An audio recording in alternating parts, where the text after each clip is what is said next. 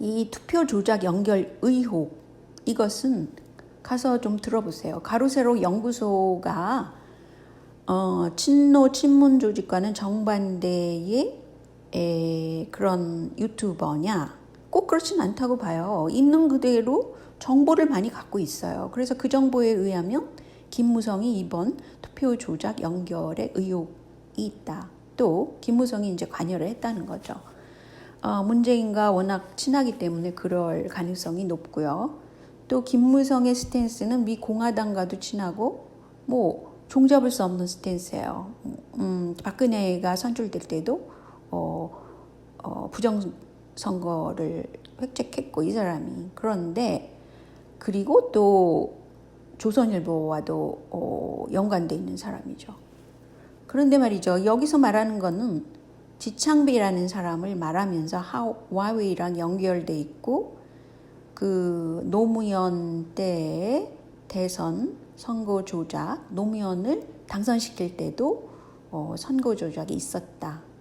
이런 것을 얘기를 하고 있습니다. 그리고 중요한 건 한 틀 시스템, 개표기 시스템 공급. 그런데 이렇게 선거 조작이 만연하게 되면 무슨 일이 일어나냐면요. 많은 사람들이 이번에 만약에 계속 이것을 선거 조작을 바로잡을 그럴 정부에서 또는 여당 측에서도 이 문제를 심각하게 생각을 해가지고 어느 정도는 이것을 해결하고 가야지만 많은 대중들이 어떻게 생각하냐면요.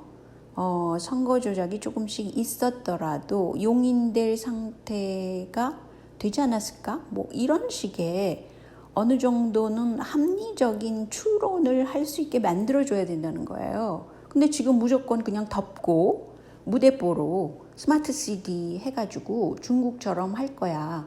그리고 남북이 같이 그렇게 개인을 통제하는 사회로 만들 거야. 라고 하면 다 합니까? 아니 어떻게 사회를 이렇게 아노미식으로 이끌어가고 또 게다가 하위 10%만 소득이 감소해서 소득 격차가 더 벌어졌다는 이게 최근 뉴스입니다.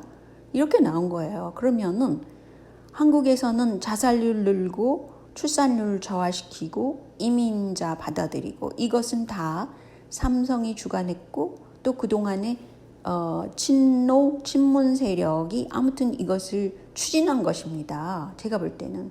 그리고 김대중 전 대통령도 그 당시에 그 미국 민주당 쪽 정책을 무조건 쓴 거죠. 또 빌 게이츠와도 친하고 뭐 기타 등등. 그래서 결국은 한국이 아노미 현상을 가지게 되면 정치 무관심하게 되는 사람들이 늘어나게 될 겁니다. 아마 그것을 원하는 것 같아요. 정치 무관심하게 되면 결국은 한국이라는 나라 또는 남북관계도 정상적으로 바로잡을 수 있겠습니까? 그래서 저는 기왕 트럼프가 뭐 핵 가져도 돼 라고 얘기를 했을 때 한국에서 이것을 적극 추진해서 중국과 좀 다른 그런 입장의 나라로 만들어야만 그 한국이 그나마 비비고 지낼 수 있다고 생각합니다. 지금 현재 그래서 한국은 뭐 틈새 전략을 이용하지만 한국은 기술력이 있기 때문에 그렇게 그 부정적인 미래가 있는 것은 아니에요. 그리고 스마트 시티도 특정 시티에만 그것을 도입하고 나머지 그걸 싫어하는 사람도 많잖아요. 그러면 나머지는 자연 친화적으로 살아라. 아날로그 시티로 살아라. 뭐 이렇게 해주면 좋잖아요.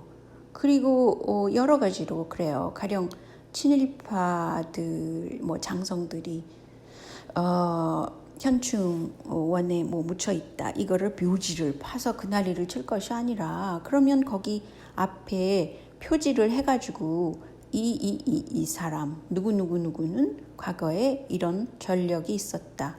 그거를 남기면 되잖아요. 표적을. 그러면 똑같지는 않지만 아무튼 한국의 역사를 그대로 기술한 게 또 되는 거죠.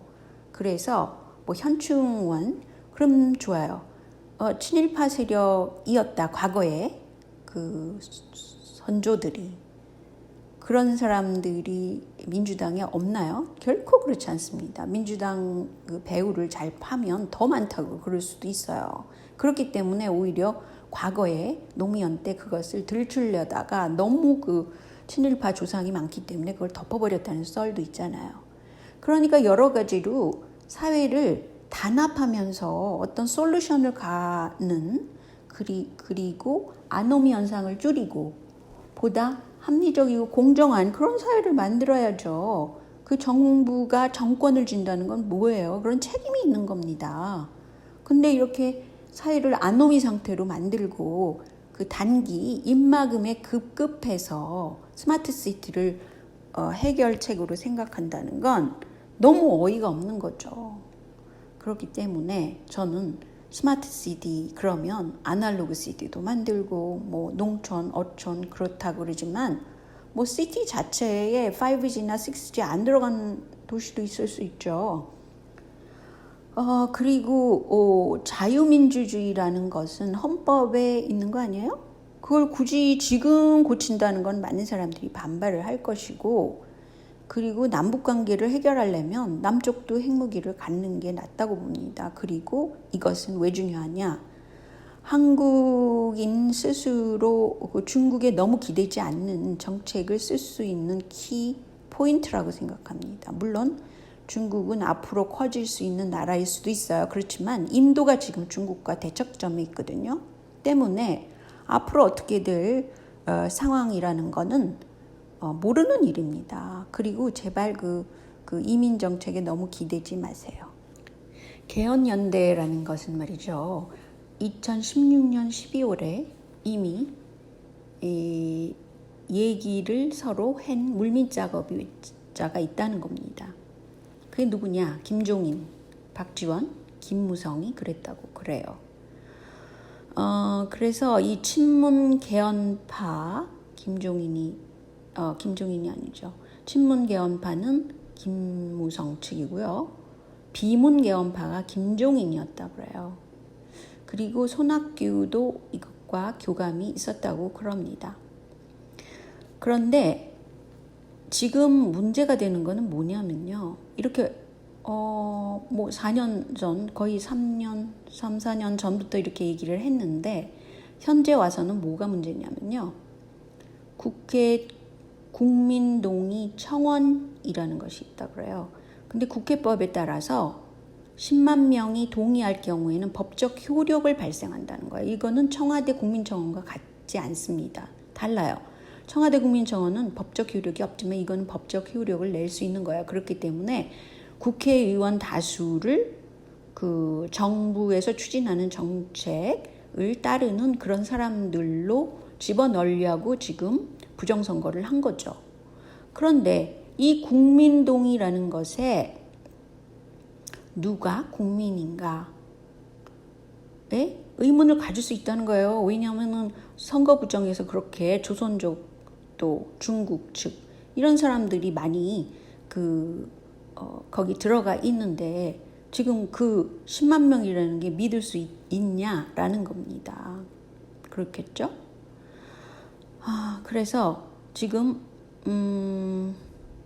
그런데 또 이런 식의 법적 효력을 내는 것은 2020년 3월에 이게 나온 거예요. 10만 명 동의할 경우 그렇다. 그런데 또 다른 거기 자료에는 100만 명 이상이 참여하면 헌법 개정안을 낼 수 있다. 그래서 이게 원포인트 개헌안이다. 라는 자료도 있어요.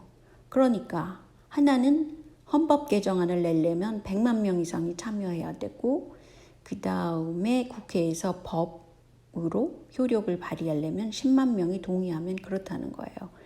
이것은 말이죠. 지금 현재 조선족이 거기에 참여를 할 수 있기 때문에 그리고 주민등록 증이 지금 굉장히 바꿔지고 뭐 출신지도 안 들어가고 뭐 이런 식으로 많이 바뀌는 겁니다.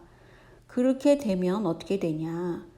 한국은 중국 사람들이 참여한 그런 헌법 개정안이 나올 수도 있다는 거예요. 또한 법적 효력을 내는 것도 마찬가지고요.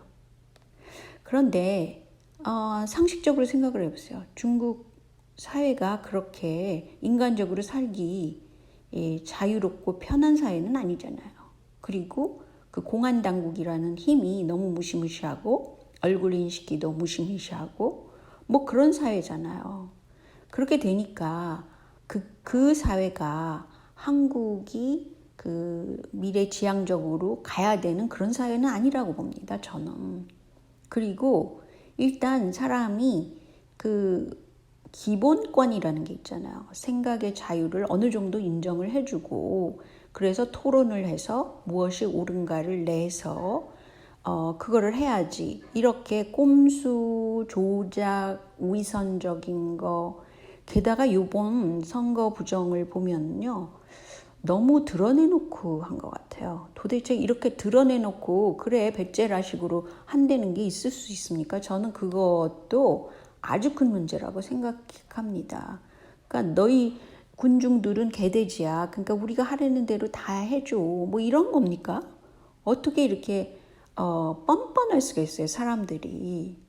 그 사회 지도층이라는 사람들은 자기네가 권력을 쥐고 편하게 살겠죠. 그거는 중국도 마찬가지라고 그러잖아요. 공산당 그쪽 간부들이 잘 살고 편하고 자식들은 미국 영주권이나 국적을 갖고 있고 뭐 그렇다고 그랬잖아요. 그런 자료가 있습니다.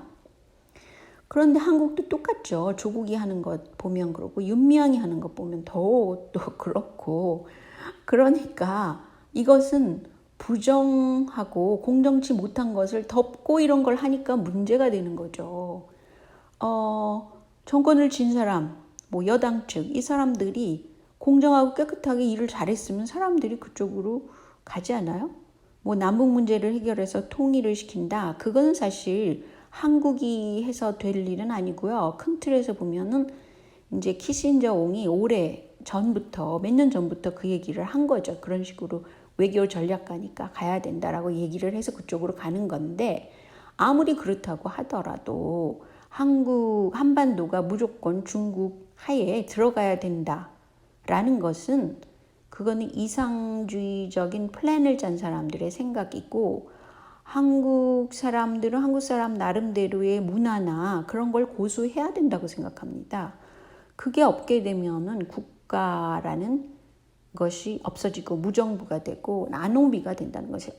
저는 특히 뭐 국가 개념이 없어진다는 것까지도 뭐 인정할 수도 있어요. 그렇지만 아노미가 된다는 거, 그리고 사람들의 그 문화 중심 축이 없어진다는 거 생각을 해보세요. 뭐 이순신 장군이 광화문 광장에서 없어지고 갑자기 뭐 촛불 시위 소로스가 주도한 거잖아요. 지난번 동영상에서도 말씀드렸지만 이 돈의 힘으로 된 촛불 시위라는 거죠. 그런데 그것을 마치 그 민중의 성공인 것처럼 그렇게 포장할 겁니까? 저는 문제가 굉장히 크다고 봅니다.